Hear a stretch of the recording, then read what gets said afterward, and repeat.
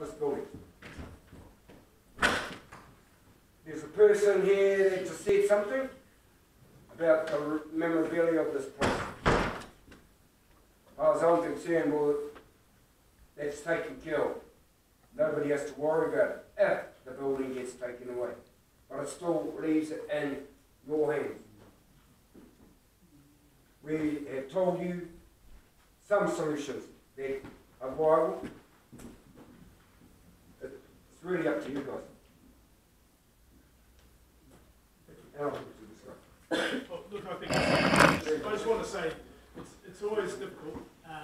You've got a council that are passionate about this district, whether you believe that or not, that's up to you. But they are, and they're making decisions, as Jenny said, for the greater good. Unfortunately, there are always going to be some people who are unhappy with some of those decisions. It's just a matter of fact. We can't please everyone. I understand you're not overly happy with the decision around the building. We guarantee you that Love Suit will continue on and will be supported by council in a facility that we think will be a hell of a lot better than this, to be honest, because we'll be able to help invest and support them in it. And we think that it's all part of the greater good of making Tokoroa look better. So I just wanted to say that it's a difficult situation. Appreciate you turning out, because to be honest, I wish you had been there when the long-term plan discussions were going through, because we want that sort of passion and that sort of feedback from the community. My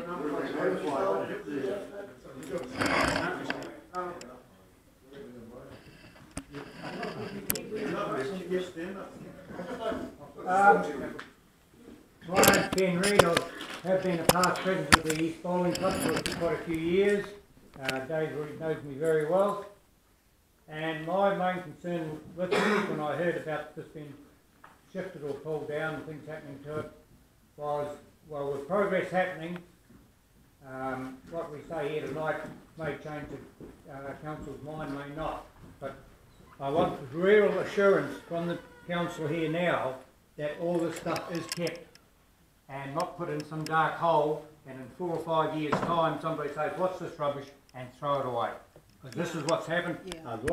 I'm also currently president of the local RSA, and trying to find any, because next year's 100 years of RSA being in New Zealand, and to try and find out anything of the old RSA in Tokoroa, all the records have been destroyed. They've all been gone, and there's a lot of things happening in Tokoroa where we've got famous sports people, arts people, the music, and we've got no records of them at all. And I'd hate to see the same thing happen here. You're talking about starting up a bowling club again. The Tokoroa Cosmopolitan Bowling Club had to close down this year for lack of membership, and the cost of running bowling clubs now are quite dear. With all the different chemicals you've got to buy for spraying and the upkeep and that. But yeah, but my main concern is that all this stuff is kept, and not only from East Bowling Club, but any other club or organisation in Tokoroa or South Waikato. Tiarau Bowling Club, apparently when they closed down, the stuff is now sitting in that little museum part halfway on the back road to Rotorua from Tiarau. I don't know if that's true or not, but these sort of things must be kept, because otherwise, I know quite often people do take over after 4 or 5 years, and they go through a locker room, and they say, see all the stuff there, bloody bowl, or rugby, and they just get it, it's only junk, we'll throw it out, and it goes down the tip, and in another 5 years' time, somebody comes along and they say, now where's those records? And they're not there anymore. In fact, I'll probably find a lot of paperwork and minutes and stuff from East Bowling Club have already gone missing, Dave. I don't know what happened. I wasn't here. Yeah, but a lot of it's gone missing over the years. So let's hope that the council I can give you, but while I'm there, that assurance, Bill Machin has the same passion for the history that you possibly have. Bill is on the East School Committee, and we have matched that for this year with $20,000, which is the first time council has put money out so that we will do things for archive. Now that's because that's a passion of mine. So Bill has that job. Bill has $20,000, and that's never happened before, because we are going to make quite certain that the archival history is preserved.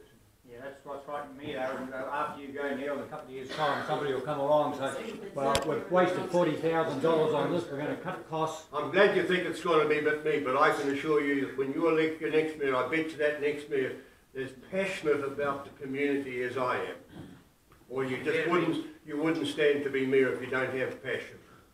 Well, thank you for listening, but that's my main concern, is the archives and the history of this club. I'd just like to back Ken on that. My mum and dad were actually life members of this bowling club. This was their life. Yes, we go back a long time. And we've had many good times in here. Not just with the bowls, but with private dues. We celebrated birthdays, wedding anniversaries and everything in here. So it means a lot to me. But at the end of the day, if this building is going to cost a lot of money to keep it at the state that it is, it's going to have to be moved. We as ratepayers are going to pay for that. I'm sorry, but I am more concerned about the cups and everything. Exactly, and I mean, you said that they were going to be looked after. It wasn't until we come in here and actually cleaned those cups. They were in such a state, and So we spent here for hours. Who had the key for the building in that interim? Donna. Donna. Yeah. But we polished them so that all the names and everything could be seen on them. Yes. And that's what we're worried about, is if this stuff is going to be put And somewhere and it's going And to be that is my concern because of my connections through this club all these years. Same with Ken and Trixie. Donna was here by himself. We've got a sports event centre over there. They should be over there to spay with a lot of fun. And here. It's something that's been discussed within councillors. Can we take, say, I mean, you can't put it all in there because there's room for all the sports clubs. But what about if we had a rugby wall that had some of the memorabilia, we had a bowls wall and things like that. So all the really, the real significant stuff goes there as public view, and the balance of it we put into an archive somewhere. And yes, and the part of the importance and what council are committed to with the Heritage Society is to make sure that it is looked after, it is preserved. And we don't want this stuff to disappear because our history is important to us. And it's important that we preserve it for our tamariki and so on. I don't want to preserve it, I want it out there. So our tamariki can see it.